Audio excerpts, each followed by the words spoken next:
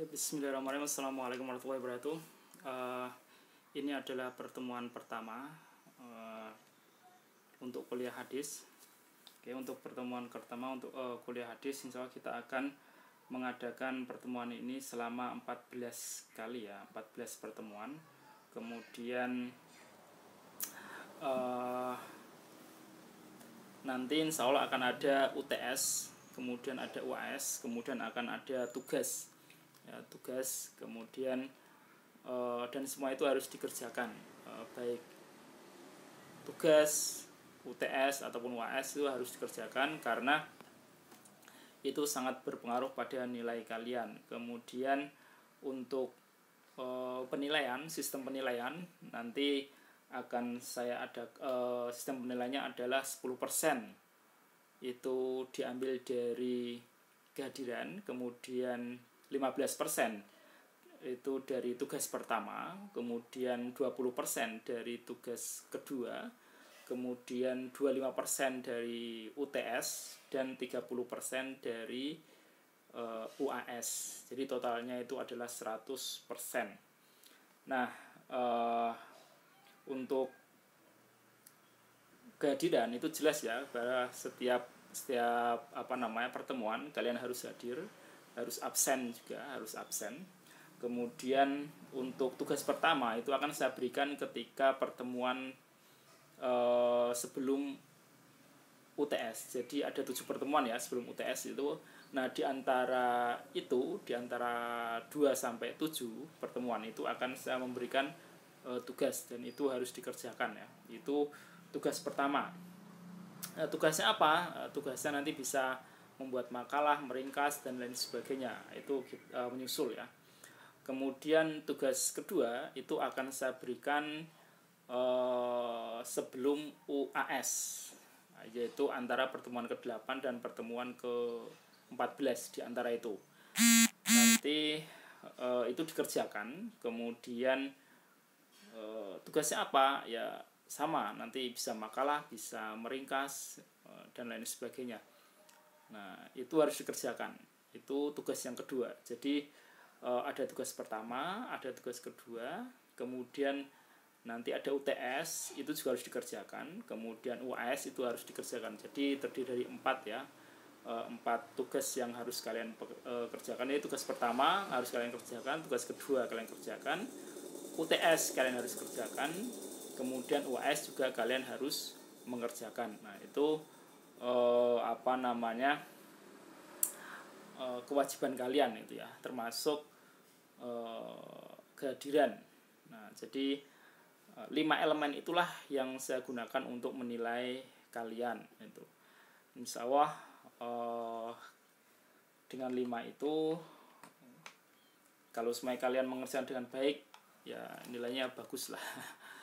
Kalau tidak ya, apalagi kalau semua tidak mengerjakan, itu akan berpengaruh besar pada nilai kalian. Kemudian yang kedua yang ingin saya sampaikan, dalam kuliah online itu kalian tetap harus berpakaian yang baik.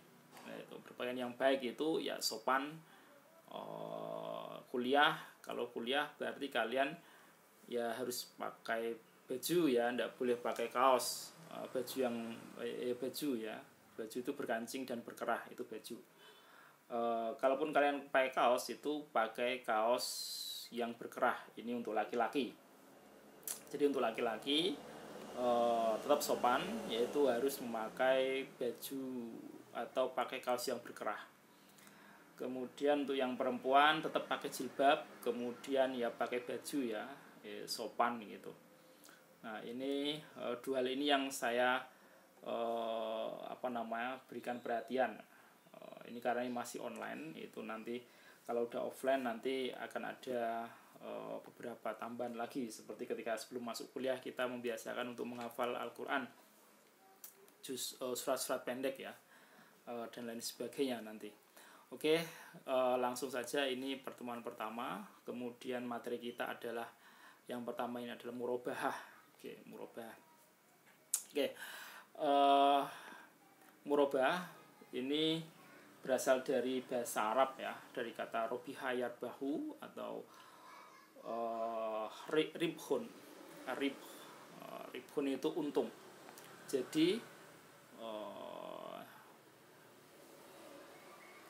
aribhu itu kelebihan atau tambahan.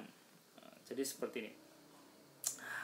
Kalian membeli barang, misal kalian membeli durian dengan harga 50.000, kemudian kalian jual dengan harga 60.000. Nah, ada selisih 10.000. Nah, 10.000 ini namanya keuntungan atau aribhu atau kelebihan. Nah, keuntungan aribhu.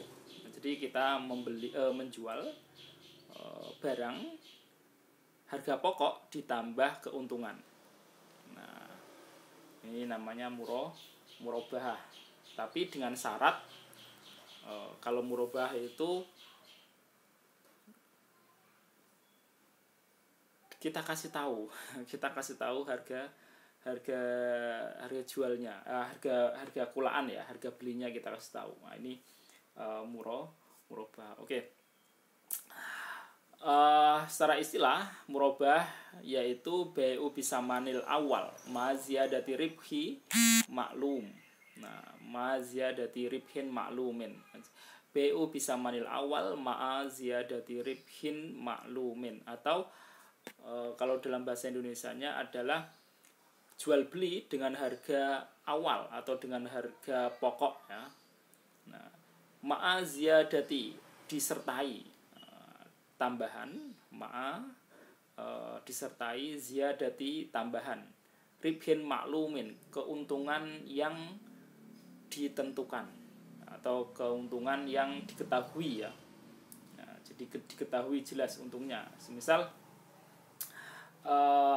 kalian membuat siomay dengan biaya satu porsinya 5.000. Nah, kemudian kalian jual dengan harga 7.000. Nah, maka kalian sedang jual beli atau kalian sedang menjual yaitu harga awal ditambah dengan keuntungan. Harga awalnya 5.000, keuntungannya 2.000. Nah, ini yaitu bai'u bisamal awal ma ziyadati ribhin maklumin. Jadi kita menjual dengan harga pokok kemudian disertai keuntungan. Oke. Menurut para ahli hukum Islam atau menurut para ulama, bai'ul murabahah ini menurut Abdurrahman Al-Jaziri mendefinisikan bai'ul murabahah itu sebagai menjual barang dengan harga pokok. Nah, menjual barang dengan harga pokok disertai keuntungan dengan syarat-syarat tertentu. Nah, disertai keuntungan dengan syarat-syarat tertentu. Nah, syaratnya harus jujur.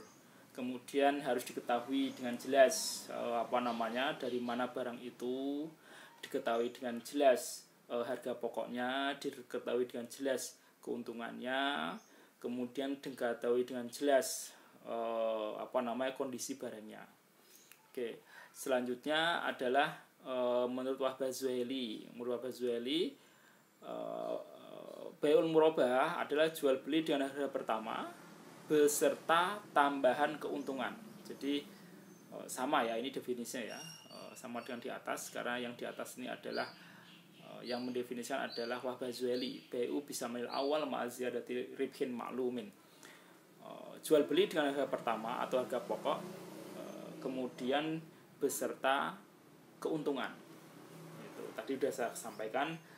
Contoh kalian menjual siomay dengan ongkos produksi 5.000 ditambah keuntungan 2.000. Nah, ini namanya al-murabahah.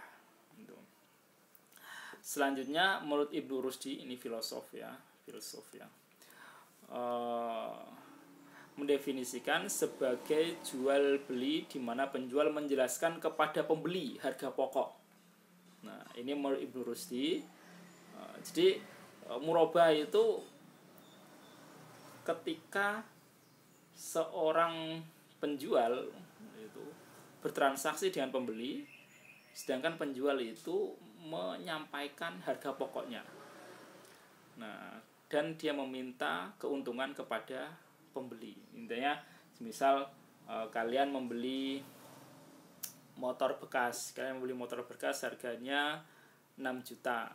Nah, kemudian teman kalian bilang itu tak beli itu motornya. Oh ya, enggak apa-apa itu. Saya beli 6 juta. Nah, sekarang saya jual ke kamu 6.500.000. Nah, ini namanya murabahah menurut Ibnu Rusdi. Jadi kalau menurut Ibnu Rusdi itu kita menyampaikan kepada penjual, misal kita ini kita penjual, kita menyampaikan kepada pembeli harga pokok dan keuntungan kita. Misalnya kita menyampaikan kepada mereka, saya membeli saya kulaan motor ini 6 juta. Sekarang saya jual ke kamu 6.500.000. Jadi saya mengambil untung 500.000. Apa kamu mau? Nah, kalau dia mau ya silakan dilepas. Nah, ini namanya bai'ul murabah menurut Ibnu Rusdi. Atau semisal kalian kulaan burung perkutut ya, burung perkutut semisal ya. Nah, kalian kulakan burung perkutut itu 500.000. Nah, kemudian kalian jual kepada pembeli, kalian mengatakan ini saya kulakan burung perkutut ini 500.000 dan saya jual ke kamu 600.000. Jadi saya mengambil untung 100.000 ya, karena saya harus ngambilnya jauh, ngambilnya sulit, butuh transportasi motor ke pelosok desa dan lain sebagainya, maka saya menjual kamu 600.000. Bagaimana, apa kamu setuju?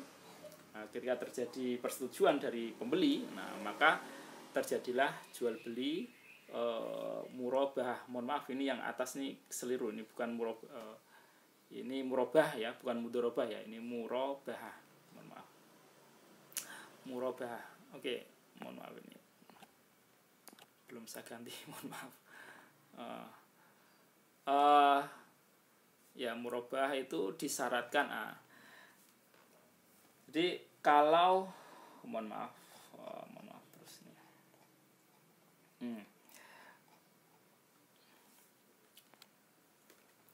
Menurut Al-Ghazali, bai'ul murabah itu disyaratkan beberapa syarat ya, atau beberapa hal. Yang pertama, kita harus mengetahui harga pokoknya. Nah, harga pokoknya itu berapa? Itu.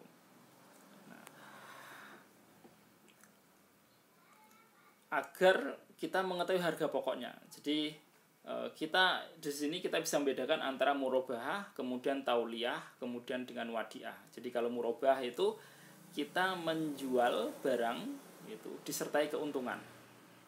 Nah, ini murabahah. Kita menjual barang, misal tadi kita menjual siomay ongkos produksinya 5.000, kemudian kita jual dengan 7.000. Nah, ini murabahah. Nah, kalau tauliyah itu kita menjual barang dengan harga yang sama dengan pokok. Semisal kita menjual siomay itu ongkos buatnya itu 5.000, kita jual dengan harga 5.000. Nah, ini namanya bai'u tauliyah. Kita menjual dengan harga yang sama. Contoh, kalian kulaan HP harganya 1 juta, kalian jual dengan harga 1 juta. Ini namanya bai'u tauliyah. Nah, beda dengan bai'u wadiah. Nah, bai'u wadiah itu menjual dengan harga lebih rendah dari harga pokok. Misal kalian membeli kulaan HP 1 juta. Nah, kalian jual dengan harga 900.000. Gitu. Contoh, kalian kulaan HP harga 1 juta itu. Tapi kalian, saya kok enggak begitu suka dengan HP ini kan itu. Nah, yaudah saya jual dengan harga 900 lah itu. Yang penting saya saya bisa membeli HP yang lain. Nah, itu. Contoh kan gitu. Contoh kalian membeli kaos. Nah, membeli kaos baru harganya 50.000. Nah, ternyata sampai di rumah itu kalian merasa, kaos ini kok warnanya kok enggak cocok ya gitu. Enggak cocok dengan gaya saya gitu. Ya udah, saya jual ke teman saya itu harganya 40.000 lah. Daripada nganggur nggak kepakai itu tak jual dengan harga yang lebih rendah. Nah ini namanya BU Wadiah. Jadi BU Wadiah itu menjual dengan harga lebih rendah dari pokok. Kalau tauliyah itu menjual dengan harga yang sama dengan pokok, tapi kalau murabahah ini menjual dengan harga lebih besar dari pokok. Nah ini murabahah itu. Nah syarat menurut Wahbah Zuhaili murabahah ini harus diketahui harga pokoknya. Itu harus diketahui harga pokoknya. Tidak boleh kalian menjual barang yang harga pokoknya nggak tahu. Harga pokoknya nggak tahu kan bisa jadi itu bisa jadi itu barang maling atau barang itu subhat. Nah ini maka menurut Wahbah Zuhaili kalau kita jual beli murabah maka kita harus tahu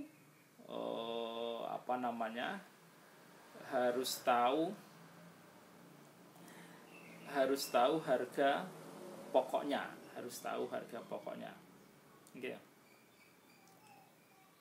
Nah selanjutnya mengetahui keuntungan juga harus diketahui dengan jelas. Jadi semisal kalian harus tahu, semisal ketika kalian membuat siomay, kalian harus tahu per siomay ini ongkos produksinya berapa gitu, sehingga kalian bisa mengetahui ongkos jualnya. Ini menurut Wahbah Zuhaili, ketika kalian jual beli kalian harus tahu harga pokoknya berapa, kemudian harus tahu keuntungannya berapa. Nah untuk apa? Agar kalian tidak rugi, agar kalian tidak rugi dan merugikan orang lain. Nggak rugi dan juga merugikan orang lain. Jadi kan semisal banyak ya kalau kita lihat itu semisal warung-warung yang menjual dengan harga murah, itu kan kasihan juga. Mereka nggak tahu ongkos produksinya berapa gitu. Semisal ya banyak ya kalau kita temui, kalau pagi-pagi kita membeli sayuran gitu, beli 2.000 dapat banyak banget. Ini kan kita bertanya-tanya apakah simbok ini untung apa tidak dengan menjual seperti itu. Nah, ini maka ada baiknya kalau kita menjual barang itu kita harus tahu harga pokoknya. Termasuk kita membeli semisal bakwan ini gede banget harganya 500 ini. Nah ini boe-nya itu menjual ini untung apa enggak itu. Kalau rugi kan kasihan juga gitu. Jadi harus tahu ongkos produksinya berapa, menjualnya dengan harga berapa harus diketahui. Nah agar boe tidak rugi itu. Atau kalau menjual kemahalan itu yang kasihan juga pembelinya. Nah itu maka itulah pentingnya menurut Wahbah Zuhaili harus mengetahui harga pokok dan harus mengetahui keuntungan. Selanjutnya harga pokok merupakan sesuatu yang dapat diukur dan dihitung. Dapat diukur, dihitung, ditimbang baik pada waktu terjadi jual beli dengan penjual yang pertama atau setelahnya. Itu menggunakan nilai dinar, dirham, rupiah, dolar, itu semua harus diketahui. Intinya harga pokok itu adalah sesuatu yang harus diukur. Nah, tidak boleh dengan kira-kira seperti itu. Harus jelas ya. Semisal harganya 1.000 kan jelas. Semisal harganya 2.000 ini jelas. Gitu. Semisal harganya 50.000, nah ini kan jelas. Tapi bagaimana kalau ini tak kasih saya beli beras karung, oke. Nah ini saya kasih duit kricik, ya tahu duit kricik receh ya. Duit kricik recehan itu dalam kantong dan nggak tahu nominalnya berapa. Ya udah ini tak kasih kamu semua. Nah ini subhat ya. Jadi kita nggak tahu isi dalam kantong uang itu, yang uangnya recehan itu berapanya dia nggak tahu. Pembelinya juga nggak tahu berapa isi uang kantong itu, penjualnya juga nggak tahu. Yang jelas dia mengatakan saya mau membeli sekarung beras atau semisal Dia datang ke toko beras, Pak, saya pengen beli sekarung beras itu. Mana uangnya? Ini uangnya. Satu kantong plastik. Uang receh, 100 rupiah, 200 rupiah, 500 rupiah. Itu. Tapi nggak tahu isinya berapa. Nah ini tidak sah menurut Wahbah Zuhaili. Maka dia harus tahu dan jelas ukuran barang itu. Jadi uangnya harus jelas, barangnya juga harus jelas. Kalau diukur harus jelas ukurannya. Satu kantong plastik ukurannya harus jelas. Misal satu kantong plastik sekilo, satu kantong plastik 2 kilo, atau satu kantong plastik 5 kilo. Ini harus jelas. Jadi tidak boleh membeli ini saya membeli beras satu kantong plastik itu, tapi nggak tahu ini ukurannya berapa. Nah ini subhat ya, subhat. Harus tahu ukurannya, entah sekilo kah, entah 2 kilo kah, entah 1 liter kah, atau 2 liter kah. Ini harus jelas, tidak boleh kira-kira gitu. Nah kalau kira-kira nanti akan terjadi subhat dalam jual beli. Subhat itu akan mengakibatkan pembeli yang rugi atau penjual yang rugi. Oke. Selanjutnya jual beli murabah merupakan jual beli amanah. Itu jual beli amanah itu maksudnya seperti apa? Jual beli amanah yaitu karena pembeli memberikan amanah kepada penjual untuk memberitahukan harga pokok barang tanpa bukti tertulis. Maksudnya pembeli ini kalau menurut Ibnu Rusdi, Bai'ul Amanah murabah itu dia harus pembeli itu harus penjual.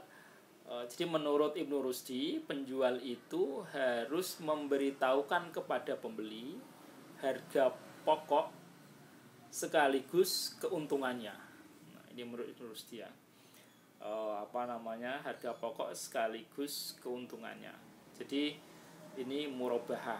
Tapi kalau menurut ulama yang lain itu ndak harus ya, ndak harus itu. Kalau semuanya dikasih tahu malah nanti terjadi debat gitu. Jadi yang penting misal kalau menjual baju, ini baju ini saya jual 150.000. Nah, kamu mau apa ndak? Nah, itu. Kalau ndak mau kemahalan ya sudah ndak apa-apa itu. Tapi kalau menurut Ibnu Rusdi itu harus dikasih tahu. Ini baju saya kulaan 130.000. Sekarang saya jual ke kamu 150.000. Itu saya untung 20.000. Apa kamu mau? Nah, ini jual beli murabah menurut Ibnu Rusdi. Yaitu harus dikasih tahu. Harus dikasih tahu berapa harga pokoknya, juga harus dikasih tahu berapa keuntungannya. Ini menurut Ibnu Rusdi. Nah, dengan demikian BU murabah ini BU amanah yang mana dia tidak boleh berkhianat ya. Artinya tidak, BU amanah ini maksudnya apa? Dia itu harus jelas-jelasnya. Itu harus jelas asal usulnya, harus jelas harganya, harga belinya, harus jelas harga jualnya, kemudian harus jelas dari mana barangnya ini, harus jelas kondisi barang. Nah, kondisi barang itu juga harus jelas. Allah berfirman, ya ayyuhallazina amanu la takhunullaha wa rasula wa takhunu amanatikum wa antum ta'lamun. Nah, ya ayyuhallazina amanu, nah, wahai orang-orang yang beriman, janganlah kamu mengkhianati Allah dan Rasulnya. Janganlah kamu mengkhianati Allah dan Rasulnya. Wa tahunu amanatikum, dan juga jangan mengkhianati amanah yang diberikan kepada kalian. Ini termasuk dalam jual beli. Jangan mengkhianati amanah itu maksudnya jangan jual tipu-tipu. Nah, contoh barang yang jelek kalian bilang bagus. Wah, ini bagus bla bla bla bla itu. Nah, ini tidak boleh ya. Jadi atau menyembunyikan cacat. Menunjukkan cacat barang itu juga tidak boleh. Ini namanya mengkhianati jual beli. Misal kalian tahu bahwa durian ini adalah di dalamnya busuk. Nah, ada salah satu sisi yang busuk, tapi kalian menyembunyikan. Oh, ini baik, ini bagus, lihat tuh ini wangi sekali. Padahal di dalamnya ada salah satu sisi yang busuk. Nah, ini namanya tidak amanah, ini namanya mengkhianati amanah, mengkhianati kepercayaan. Nah, seorang pembeli tentu ingin barang baik. Nah, kalau memang barangnya tidak baik, ya katakan ini tidak baik. Ini salah satu sisinya ada busuknya sedikit. Nah, kamu mau apa enggak? Kalau udah mau ya sudah. Kalau mau ya silakan dibeli itu. Nah, ini seharusnya seperti itu. Tapi tidak sedikit di antara kita itu yang ketika jual beli kita menyembunyikan cacat. Nah, ini tidak baik. Tidak baik ya, tidak berkah ya kalau semuanya kita lihat itu. Maka ada baiknya jujur gitu. Walaupun jangan dilebih-lebihkan juga. Wah, ini cacat gini. Wah, enggak. Ya, sewajarnya. Nah, termasuk jujur itu asal usulnya harus jelas. Asal usulnya misal, oh ini barang durian dari kebun saya. Ini barang durian dari kebun tetangga. Ini harus jelas. Nah, tidak boleh menjual barang yang tidak tahu asal usulnya itu. Oh, ini tiba-tiba ada di rumah saya. Dari mana enggak tahu. Ini harus jelas itu. Kalau memang tidak tahu asal usulnya ya kita kasih tahu ke tetangga, ini durian siapa itu, boleh nggak saya jual. Nah, itu menurut Hanafi ya, penjual tidak perlu menjelaskan adanya cacat barang. Ini menurut mazhab Hanafi. Nah, karena menurut Hanafi ya, kalau semuanya cacat barang ya berarti harganya dikurangi lah itu, jadi tidak perlu dimahalin ya, gitu. Ini menurut Hanafi. Jadi tidak perlu kita memberikan kalau semuanya cacatnya kalau misal gini, kita maksudnya mazhab Hanafi itu begini. Misal kita jual durian, satu sisinya ada cacatnya, busuknya. Nah, biasanya kita menjual durian itu harganya 50.000 contoh ya. Karena ada cacatnya ya kita kurangilah jadi 40.000. Nah, ini maksudnya Hanafi seperti itu. Tapi kita tidak perlu ngomong ini cacat. Yang penting kita turunin harga sesuai dengan harga umum. Jadi misal harga umumnya itu 50.000, karena ada cacat ya kita turuninlah jadi 40.000. Nah, ini menurut Hanafi. Jadi tidak perlu kita ngasih tahu kalau barang itu ada cacat. Yang penting harganya itu sesuai gitu. Maksudnya sesuai dengan kecacatan itu. Ini menurut Hanafi. Tapi menurut jumhur ulama ini tidak boleh.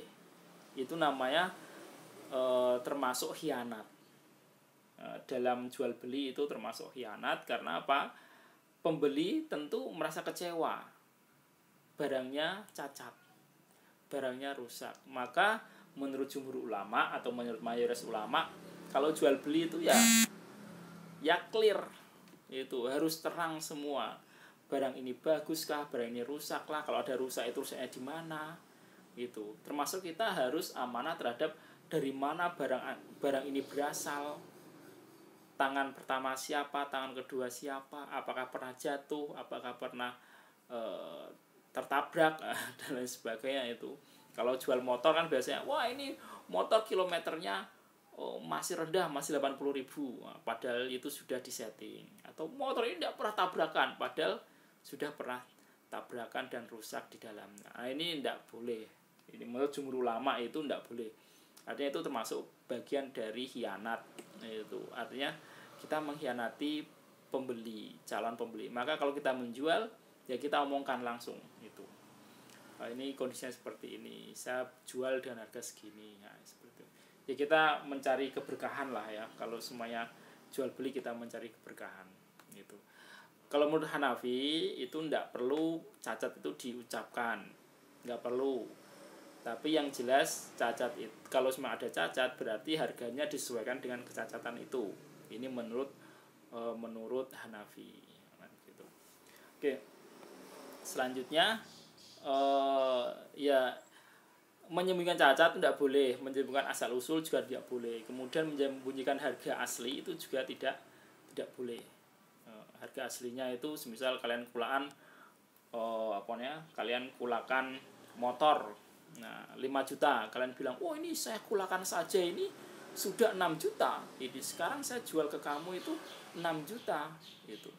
Nah ini tidak boleh seperti itu, menyembunyikan harga itu tidak boleh. Kadang kan sebenarnya semisal di pasar ya, tidak jarang kita temui di pasar tuh seperti ini. Ada orang jual baju 100.000. Nah, Pak ini berapa bajunya? 100.000. 100.000. Nah, saya tawar 90.000 ya. Wah, enggak boleh. Wong aku belinya saja 95.000. Nah, itu bohong. Ini enggak boleh. Padahal dia kulakannya itu 80.000, tapi dia bilang kulakannya 95.000. Nah, ini bohong, ini tidak boleh. Itu namanya khianat. Jadi tidak boleh menyembunyikan harga, tidak boleh menyembunyikan asal usul, dan tidak boleh menyembunyikan cacat. Ini menurut jumhur ulama. Oke. Selanjutnya landasan hukum ya. Landasan hukum ini yang pertama dari Al-Qur'an. Wa halallahul bai'u wa harrama riba. Allah menghalalkan baik dan menghalalkan jual beli ya, dan mengharamkan riba. Jadi jual beli itu boleh. Itu yang dilarang itu riba. Ya ayyuhallazina amanu la ta'kulu amwalakum bainakum bil batil. Ya ayyuhallazina amanu, wahai orang-orang yang beriman, janganlah kamu saling memakan harta sesamamu dengan cara yang batil.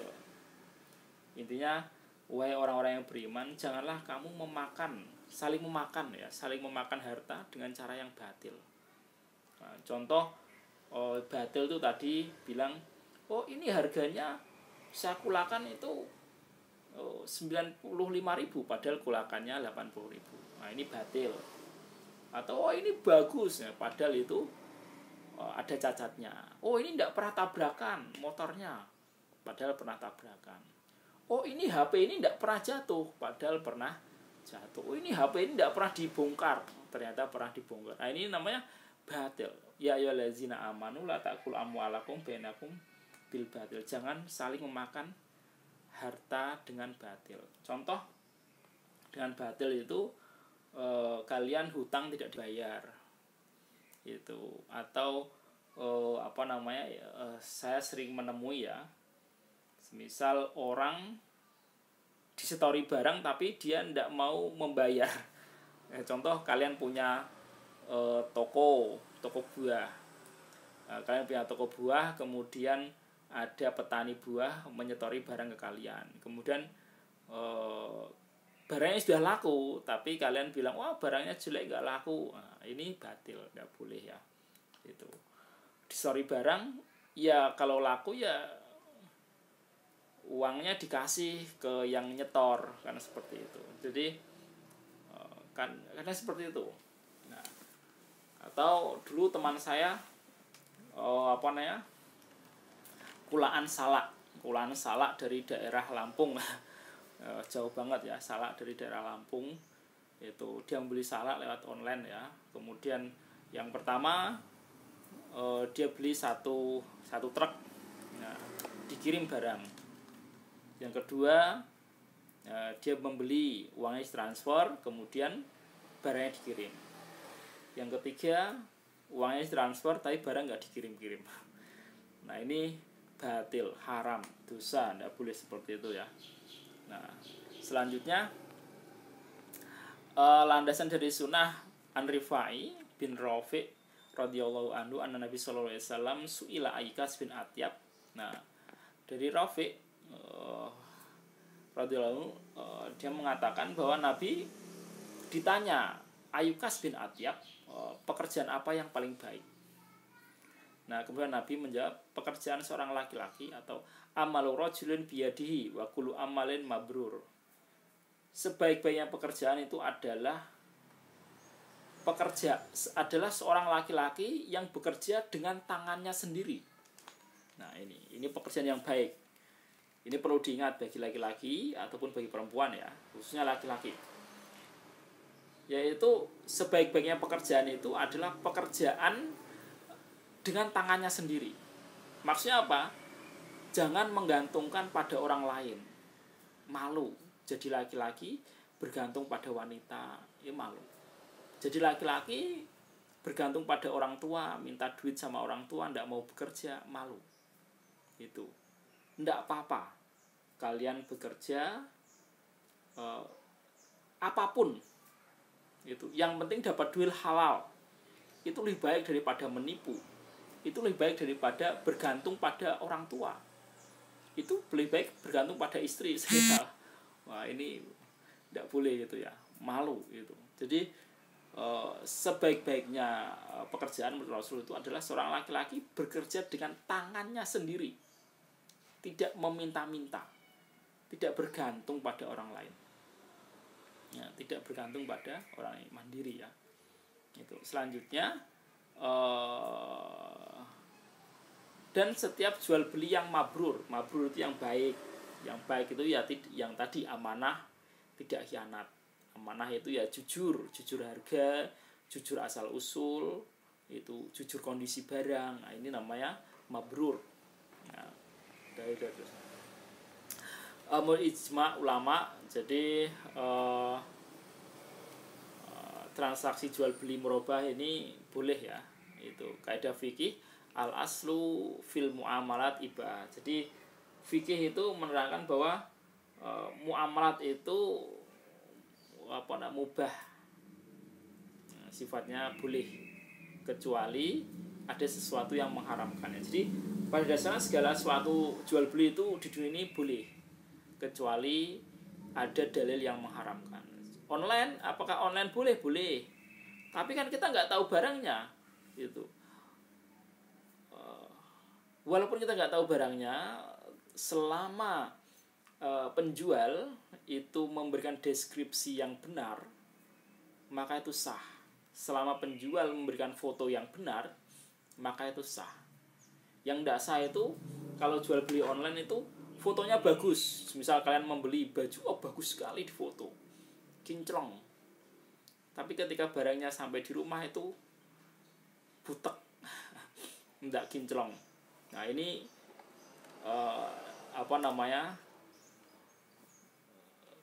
tidak mabrur ya, tidak baik, tidak jujur. Nah, itu. Jadi jual beli online ya boleh selama deskripsinya sama, fotonya sama, itu tidak diedit berlebihan. Itu kan kita sering lihat baju batik di toko online, bagus-bagus, rapi gitu. Tapi ketika barangnya datang ke kita itu, wah kok seperti ini itu. Baju perempuan sama, wah pakainya bagus itu. Tapi ketika sampai di rumah barangnya tipis. Nah, ini jual beli seperti ini adalah tidak baik ya. Jual beli itu ya harus tadi amanah, itu tidak boleh tidak boleh bohong. Itu fotonya diedit, nah itu bagian dari kebohongan kan gitu.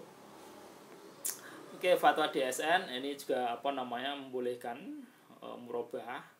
DSN itu apa? Dewan Syariah Nasional, ini di bawah MUI ya.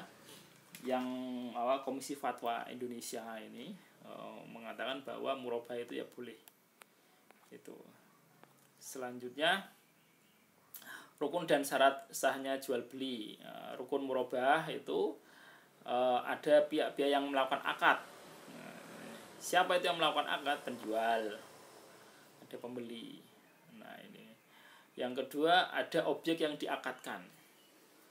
Objeknya itu apa ya? Barang itu, barang yang diperjualbelikan. Kemudian ada harga. Kemudian yang C, akad.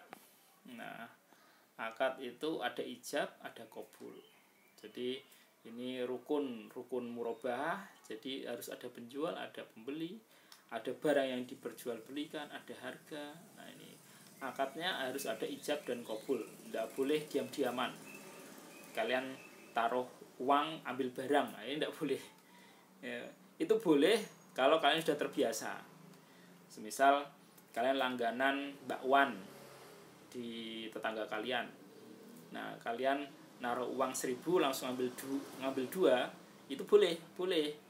Itu boleh, tapi kalau kalian sudah terbiasa dan orangnya tahu. Tapi kalau nggak tahu, nah itu tidak sah. Karena nanti akan menimbulkan fitnah. Itu kok tahu-tahu naruh uang ngambil barang itu. Nah, itu. Nah, ini tidak boleh ya. Jadi dalam akad jual beli itu harus ada ijab, ada qabul. Saya membeli. Nah, ini ijab. Nah, qabul saya menerima. Nah, ini. Selanjutnya murabah harus memenuhi syarat-syarat sebagai berikut. Pihak yang berakad ini cakap hukum. Penjual dan pembeli itu harus paham hukum menjual dan hukum membeli. Tidak boleh orang yang tidak paham hukum. Nah, semisal dia suka nipu-nipu, suka ngedit foto, jual online tapi suka ngedit foto, jadi fotonya barangnya bagus padahal barangnya tidak bagus. Nah, ini berarti dia tidak cakap hukum. Nah, cakap hukum juga berarti dia harus tahu jual beli itu seperti apa. Itu orang gila tidak boleh jual beli. Karena apa? Karena dia dianggap cacat hukum. Orang gila kan tidak paham ya. Nah, nggak paham harga, nggak paham kualitas, ngomong yang lantur. Nah, ini. Kemudian si pihak yang berakad itu harus sama-sama rela, sama-sama ridho.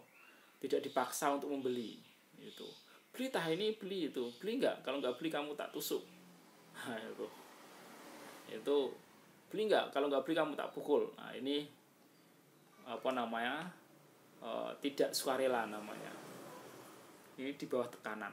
Atau jual nggak tanah kamu? Kalau nggak jual kamu tanah kamu ke saya laporkan ke hukum. Nah, ini juga tidak boleh.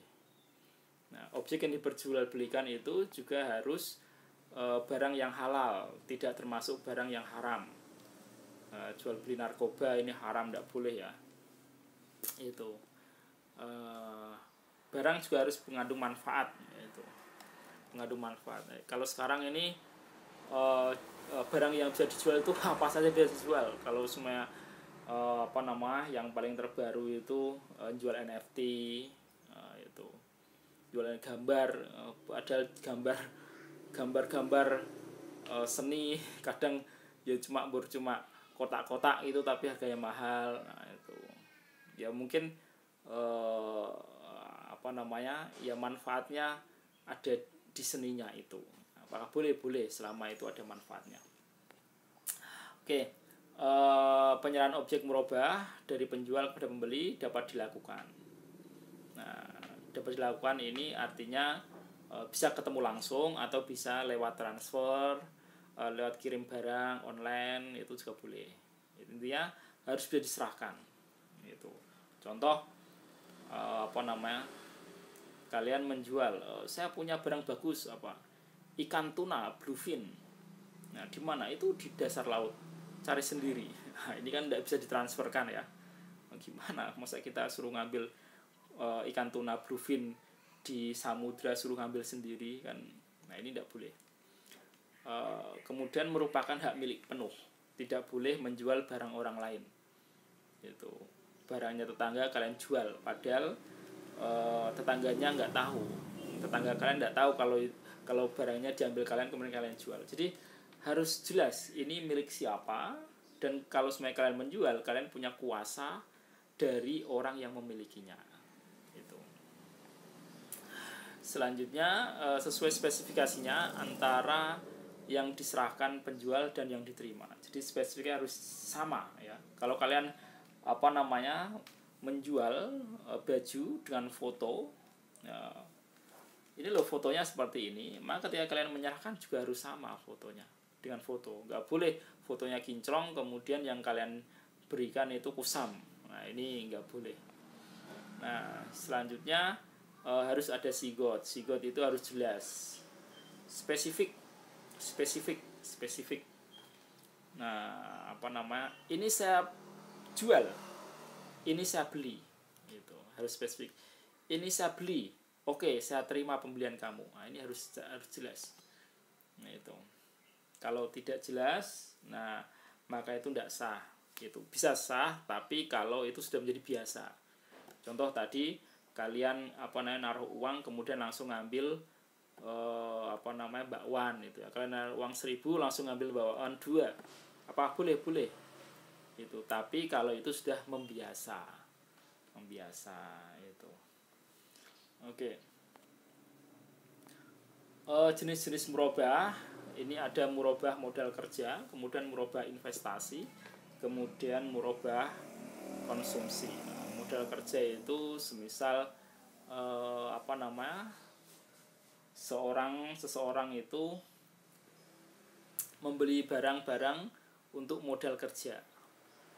Nah, semisal membeli gerobak untuk angkringan, membeli tepung untuk dibuat bakwan. Nah, ini merubah modal kerja. Atau merubah investasi, sama, ini juga membeli barang semisal memperluas tanah gitu, atau membuat proyek baru, membeli batu untuk diaspal, membeli semen untuk bangunan dan lain sebagainya. Ini merubah investasi. Kemudian merubah konsumsi, ya kalau semuanya kalian membeli rumah, mobil, membeli HP, membeli makanan, ini konsumsi ini.